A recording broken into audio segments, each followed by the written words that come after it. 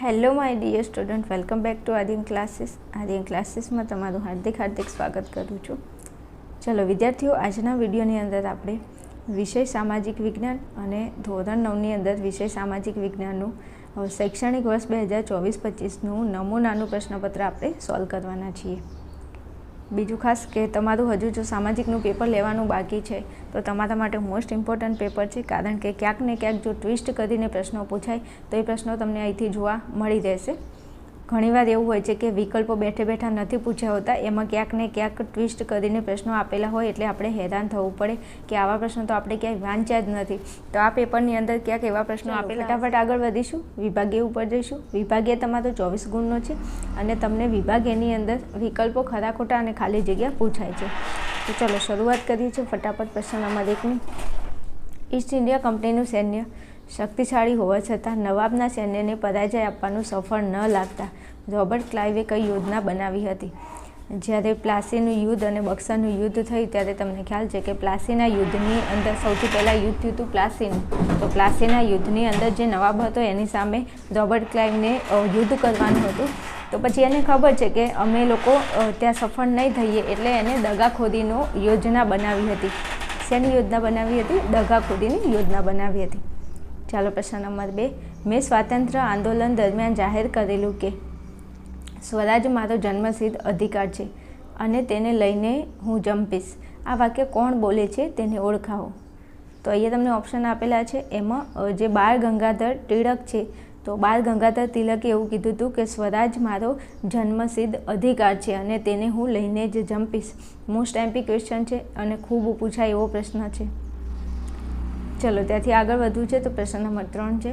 સ્વતંત્રતા મળ્યા બાદ ભારતના તત્કાલીન ગૃહપ્રધાન તરીકે કોની નિમણૂક થઈ હતી? તો સ્વતંત્રતા મળ્યા પછી તમને ખબર હોવી જોઈએ કે મોતીલાલ નહેરુ એટલે મતલબ જવાહરલાલ જે નહેરુ હતા એમને વડાપ્રધાન બનાવવામાં આવ્યા હતા અને ગૃહપ્રધાન તરીકે સરદાર વલ્લભભાઈ પટેલને નિમવામાં આવ્યા હતા. તો જવાબ આપણો આવશે સરદાર વલ્લભભાઈ પટેલ. ચલો ત્યાંથી આગળ વધું છું તો પ્રશ્ન નંબર 4 છે. ભારતમાં કેવા પ્રકારની લોકશાહી છે? તો ભારતમાં સંસદીય પ્રકારની લોકશાહી છે. કેવી છે? સંસદીય પ્રકારની લોકશાહી છે. ચલો ત્યાંથી આગળ વધું તો પ્રશ્ન નંબર 5 છે. જો માર્ગ વન વે જાહેર કરેલો હોય તો પછી તમને 4 વિધાનો આપ્યા છે, એમાંથી સાચું વિધાન તમારે પસંદ કરીને લખવાનું છે. તો જો માર્ગ વન વે જાહેર કરેલો હોય તો જે દિશામાં વાહન પ્રતિબંધિત હોય તે દિશામાં ન જવું. એ તો જનરલી જ છે કે જે દિશામાં વાહન પ્રતિબંધિત કરેલું હોય તે દિશામાં જવું જોઈએ નહીં. ચલો ત્યાંથી આગળ વધું તો તમારી યોગ્ય વિકલ્પો પસંદ કરીને ખાલી જગ્યા પૂરવાની છે. તો પ્રશ્ન નંબર 6 છે.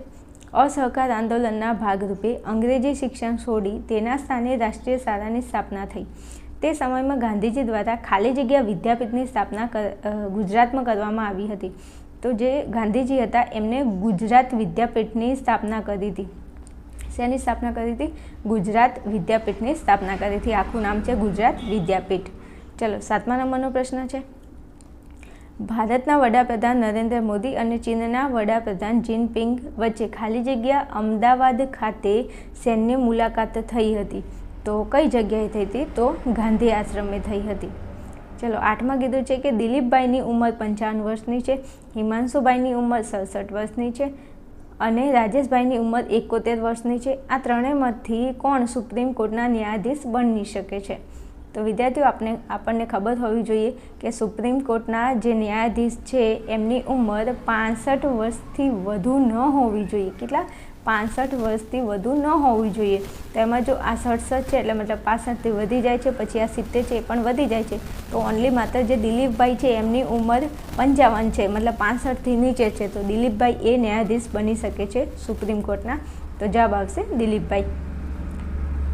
ચલો ત્યાંથી આગળ વધું તો પ્રશ્ન નંબર 9 છે. ઋતુ પ્રમાણે બદલાતી આબોહવા એટલે ખાલી જગ્યા પ્રકારની આબોહવા કહેવાય છે. તો એ આબોહવાને મોસમી આબોહવા કહેવામાં આવે છે. ચલો 10માં કીધું છે કે મધ્યપ્રદેશ રાજ્યના પાટનગર ભોપાલ ખાતે આવેલ યુનિયન કાર્બાઇડ કારખાનું જંતુનાશક દવાઓનું ઉત્પાદન કરતું હતું. ત્યાં ઉત્પાદન પ્રક્રિયામાં ખાલી જગ્યા નામનો એક ઝેરી વાયુ વપરાતો હતો. આ પ્રશ્ન મોસ્ટ ટાઈમલી છે, લગભગ 2023માં પૂછાઈ ગયેલો પ્રશ્ન છે. ફરી અહીંયા આપેલો છે, મતલબ કે મોસ્ટ ટાઈમલી છે, પ્લીઝ કરી લેજો. જવાબ આવે છે મિક વાયુ. કયો વાયુ? મિક નામનો ઝેરી વાયુ વપરાતો હતો.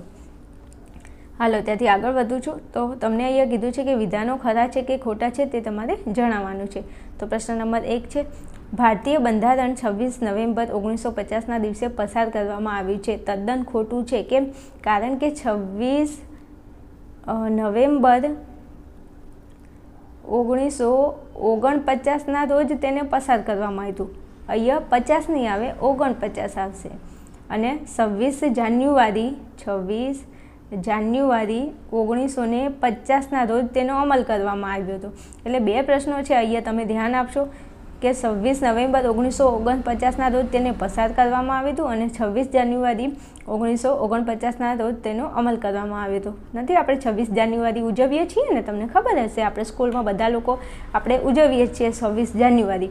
તો 26 નવેમ્બરે તેને પસાર કરવામાં આવ્યું અને 26 જાન્યુઆરી 1950માં તેનો અમલ થયો હતો. પણ અહીંયા 50 આપેલું છે એટલે ખોટું છે. ચલો પછી 12માં કીધું છે કે હેબિયસ કોર્પસ એટલે બંધી પ્રત્યક્ષીકરણ. તો આ તદ્દન સાચું છે. ચલો 13માં કીધું છે સમુદ્ર સપાટીથી ઊંચે વધે તેમ તાપમાન પણ વધે છે. તો અહીંયા તમારો જવાબ આવશે ખોટું. ચલો 14માં કીધું છે અસમનું કાઝીરંગા એ હામુર માટેનું અભયારણ્ય છે. ખોટી વાત છે ભાઈ. ચલો 15માં કીધું છે જો તમે પંજાબની મુલાકાત લેશો તો ત્યાંના મુખ્ય ખોરાક તરીકે મેદુ વડાનો સ્વાદ ચાખશો. તો આ વિધાન પણ ખોટું છે. હે બેન, કેમ ખોટું છે? કારણ કે મેદુ વડા જે છે એ દક્ષિણ ભારતની અંદર ખાવાતો ખોરાક છે, મેંદુ વડા. અને જે પંજાબ છે એ તો ઉત્તર ભારતમાં આવેલું છે, તો આ બંનેને સેટ ન થાય. બીજું ખાસ પંજાબની અંદર મુખ્ય ખોરાક તરીકે ઘઉંનો ઉપયોગ થાય છે.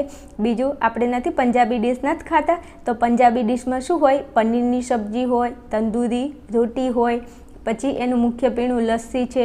તો પનીર, તંદૂરી, લસ્સી આ બધું પંજાબનું ખાવાનું છે, ખોરાક છે. એટલે અહીંયા મેંદુ વડા એટલે ખોટું આવશે. બરાબર? ફરી સમજાવી દઉં છું. પહેલામાં ખોટું આવશે, બીજું સાચું છે, ત્રીજું ખોટું છે, ચોથું ખોટું છે અને 5મું પણ ખોટું છે. આ ખોટું આવશે. હા 15મું ખોટું છે મતલબ. ચલો ત્યાંથી આગળ વધું તો તમારે યોગ્ય જોડકા જોડવાના છે. તો વાંધો નહીં, જોડી નાખીએ. ચલો 16માં તમને કીધું છે કે બંગાળનું વિભાજન તો વાઇસરોય લોર્ડ કર્ઝને કર્યું હતું. ચલો 17માં કીધું છે હોટલાઇન, તો હોટલાઇન એ ક્યુબાની કસોટી આવશે. 18માં કીધું છે વુલર, તો વુલર એ ભૂગર્ભીય ક્રિયાથી રચાયેલું સરોવર છે. ચલો 19માં કીધું છે પાઇન, દેવાદાર, તો એમાં આપણો જવાબ આવશે હિમાલયના ઊંચા ઢોળાવ. 20માં કીધું છે લાલ લાઇટ, તો લાલ લાઇટ એમાં આપણો જવાબ આવશે વાહન સ્ટોપ કરવું.